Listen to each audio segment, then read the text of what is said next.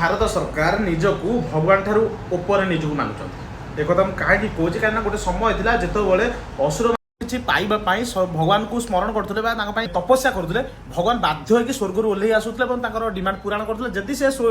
बरटा T difficult बर मागुता exchange करके किसी अलग प्रकार बर देकी जाते वर्तमान सरकार पहले निजकू भगवान ठारू ऊपर मानि जदि से निजकू भगवान न मानि था आम दिल्ली जंतर मंतर जो प्रोटेस्ट चलती एत दिन धरी भोक उपास कला सोनम वांगचुक पड़ी एपर्यंत सरकार द्वारा कौन सदस्य पाखे पहुँचला ना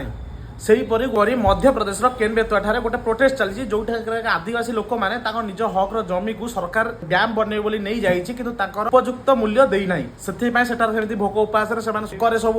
रसी लगे किए पानी में बुड़ी सब जीवंता शबर पड़ी आंदोलन चली आउ गोटे आंदोलन आम ओडिशा चलती जो 993 जन स्वास्थ्य मित्र छटई हो जहाँफल से भुवनेश्वर राजधानी में 20-25 दिन होगा अखिया अपिया पड़ी से निज चाकरी सरकार पाखे गुहारी लगुंट किंतु